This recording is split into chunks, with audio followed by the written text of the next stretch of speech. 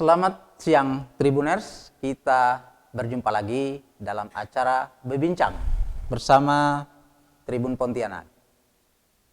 Siang hari ini kita kedatangan narasumber yang sudah tidak asing lagi bagi masyarakat Pontianak. Kita sapa dulu narasumber kita siang hari ini. Assalamualaikum Pak Wali. Waalaikumsalam warahmatullahi wabarakatuh, Bang Rudi. Bagaimana kabar Pak? Alhamdulillah, sehat selalu. Alhamdulillah. Tribuners, tamu kita kali ini adalah Bapak Edi Rusdi Kamtono. Beliau adalah Wali Kota Pontianak. Dan tema yang akan kita ulas kali ini cukup menarik karena ini adalah bagaimana kota kita ke depan di tengah wabah pandemi COVID-19. Nah, mungkin Tribuners nanti silakan disimak bagaimana perbincangan kurang lebih 1 jam ke depan. Baik Pak Wali, tema kita siang hari ini adalah bagaimana strategi pemerintah kota yang akan menggenjot pembangunan infrastruktur di tengah wabah COVID-19. Tentu mungkin sebelum masuk ke intinya, Tribuners juga ingin tahu kondisi COVID-19 di Pontianak sekarang ini seperti apa, Pak Wali? Silakan. Ya, terima kasih Bang Rudi. Jadi kondisi COVID ya, perkembangan COVID di Kota Pontianak sampai hari ini kita masih ada terkonfirmasi 7 orang. 7, oke. Ya, dari 138 total dari yang pertama di bulan Maret, awal Maret sampai hari ini. Nah, artinya selebihnya sembuh ya, hanya 5 yang meninggal dunia. Nah, oleh sebab itu Kota Pontianak ini sempat 0 terkonfirmasi. Betul. Jadi di tanggal 11 dan 13 Juli, saat itu tanggal 15 Juli. Nah, setelah itu ada terkonfirmasi. Kenapa? Karena Kota Pontianak ini ibu kota provinsi yang mobilitas masyarakatnya sangat tinggi, baik antar daerah maupun antar provinsi. Nah, sehingga kita tidak bisa juga memastikan benar-benar 0 terkonfirmasi. Tapi penanganan kita adalah dengan melakukan gerak cepat. Apabila ada warga yang terkonfirmasi, langsung kita amankan, kita isolasi, baik mandiri maupun di Rusunawa. Ya, termasuk yang 7 orang tadi? Iya, 7 orang. Jadi ada 5 di Rusunawa, yang 2 mandiri. Dan kita terus tracing, telusuri dari mana, terus siapa-siapa aja yang bersentuhan, seperti yang kemarin pernah terjadi, contohnya yang Pak Ismail yang dari Jombang, yang sempat dikabarkan lari.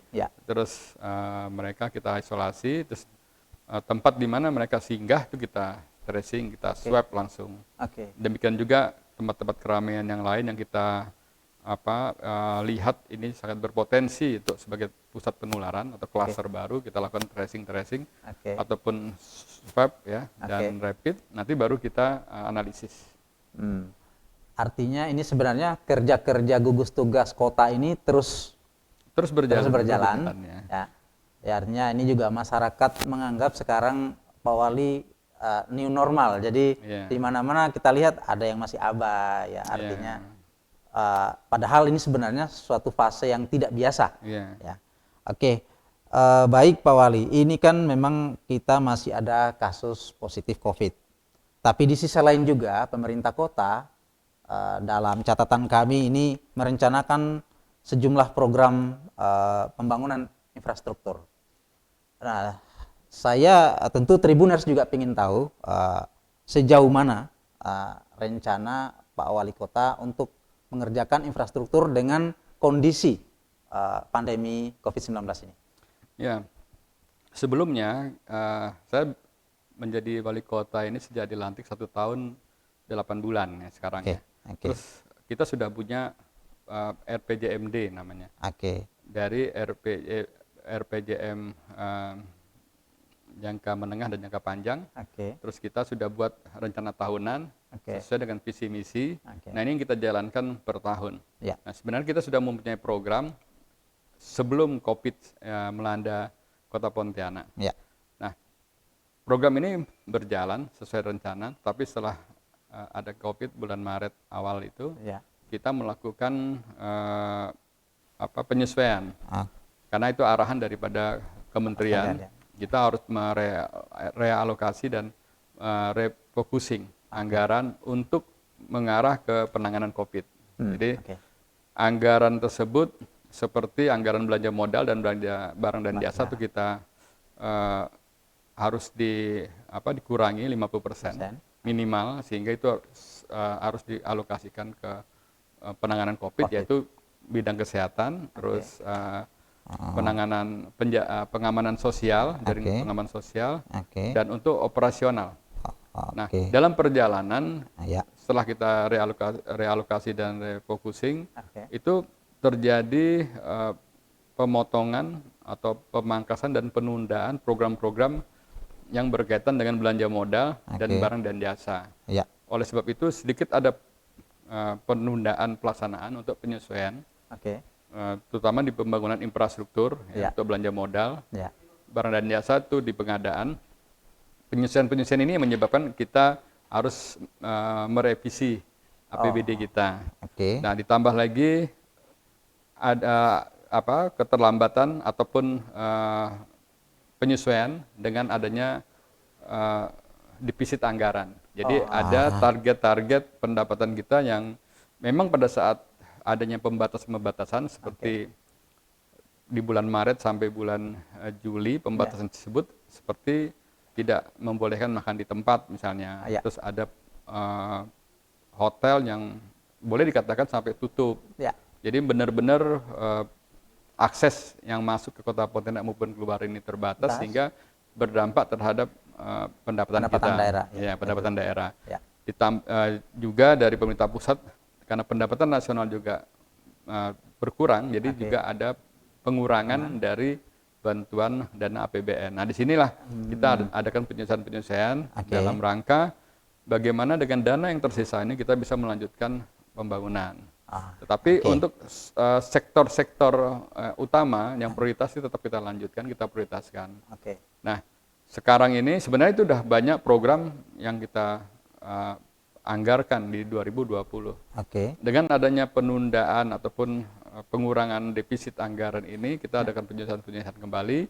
Nah, di perubahan anggaran ini setelah kita bisa mengendalikan COVID ini, di mana pada saat itu di bulan Mei prediksi para ahli epidemiologi kita memprediksi pada bulan Mei itu Kota Pontianak puncak pandemi ini bisa mencapai 5.500 orang yang terpapar. Tapi pada saat itu kita cuma 89 orang. Artinya memang kita bisa mengendalikan, dan alhamdulillah bersama gugus tugas provinsi juga.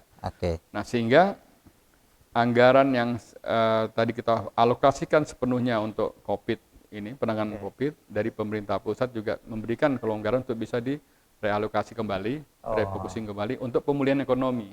Nah, ini salah satu kegiatan pemulihan ekonomi, baik yang bersifat program pembangunan fisik maupun dalam proses membangkitkan pembangkitan terutama UMKM.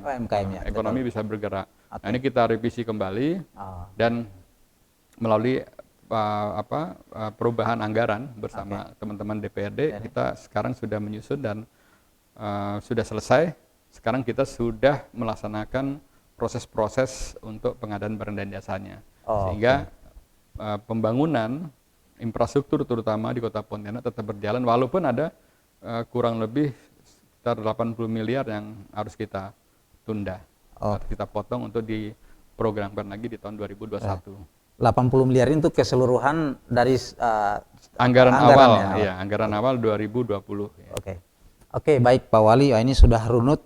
Tapi mungkin Tribuners juga ingin tahu Pak Wali soal kalau nggak salah itu dana yang dialihkan untuk penanganan COVID itu totalnya berapa dan sekarang tersisa berapa, artinya dari yang sudah dianggarkan? Ya, awalnya kita sudah alokasikan 46 miliar total baik itu untuk di bidang kesehatan, pengaman sosial maupun untuk operasional.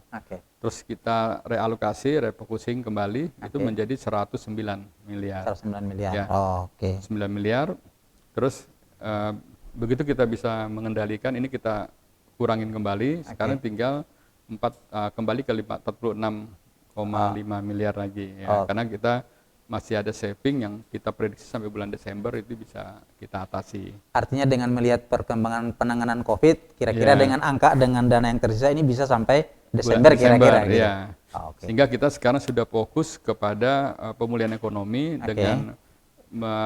dengan aktivitas masyarakat yang produktif tapi tetap aman terhadap COVID-19. Oke, baik Pak Wali.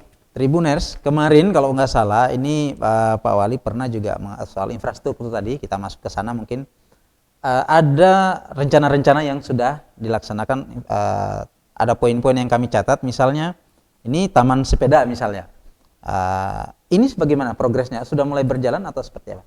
Ya, jadi salah satu infrastruktur yang kita tangani pertama infrastruktur dasar, transportasi, berkaitan dengan jalan, drainase, terus bangunan, gedung, baik itu pendidikan maupun bidang kesehatan dan pemerintahan. Selanjutnya ruang terbuka hijau, taman-taman. Nah ini yang salah satunya adalah pembangunan taman sepeda ini tadi. Taman sepeda ini memang tadinya sempat terpotong, tapi setelah adanya penyusunan kembali kita lanjutkan dan sekarang sedang dalam proses pengadaan barang dan jasanya atau lelangnya. Nanti dalam waktu singkat itu langsung kita bisa laksanakan. Jadi sebenarnya kenapa kita juga mengutamakan ruang-ruang terbuka yang kreatif dan produktif ini, kita harapkan dengan selesainya nanti taman-taman ini atau ruang terbuka hijau ini bisa timbul di situ suatu kegiatan aktivitas ekonomi kreatif bagi masyarakat, baik itu yang bersifat sosial, budaya maupun olahraga, ya. Otomatis ini akan meningkatkan aktivitas yang bisa juga menumbuhkan pertumbuhan ekonomi di situ. Misalnya nanti ada festival ataupun pameran atau misalnya ada bazar dan lain sebagainya, kegiatan ekonomi kreatif lainnya atau olahraga lainnya yang menyebabkan jadi aktivitas masyarakat bisa kembali normal tetapi aman COVID-19. Artinya infrastruktur yang digalakan pemerintah Kota Pontianak ini tentu tetap harus mengacu tadi dengan target-target bahwa ini untuk menunjang pemulihan ekonomi. Misalnya tadi RTH, ya, ada pembangunan misalnya overlay sejumlah jalan kira-kira gitu ya Pak Wali tadi. Anggaran yang tersedia untuk infrastruktur ini sekarang ada atau nanti di APBD perubahan di ini? Jadi ada dua, yang 2020 ini itu kurang lebih sekitar 300-an miliar ya total infrastruktur, tapi juga ada program multi-years. Anggaran itu misalnya pembangunan kelanjutan promenade atau waterfront dari Kapuas Indah ke Senghi. Nah itu multi-years. Terus ada pembangunan rumah sakit di Pontianak Utara, tipe D, terus ada pembangunan sekolah terpadu yang rubuh beberapa waktu yang lalu di Pontianak Selatan. Dan ada pembangunan gedung dari kantor lurah, terus ada SPN juga, dan ada beberapa bangunan lainnya yang memang kita ada tahapan, ada yang bertahap seperti SMP 8 yang sedang dimulai, tapi ada juga yang multi-years. Nah ini juga salah satu strategi kita untuk memacu pertumbuhan ekonomi dengan pembangunan infrastruktur. Nah untuk infrastruktur jalan, selain pembangunan peningkatan juga ada overlay untuk jalan-jalan yang kita anggap trafficnya atau selain traffic juga lingkungannya. Lingkungan di situ sangat produktif karena kawasan perumahan, tetapi di sana juga kawasan perekonomian atau perdagangan, ada pertokoan, ada kafe, misalnya kayak Jalan Gusti Hamzah, Dr. Wahidin dan lain sebagainya. Ini kita tingkatkan kualitas jalannya. Nah terus terang untuk pembangunan ini kita sebenarnya menyebar, tidak hanya di seluruh 6 kecamatan, di dalam rangka juga pemerataan pembangunan.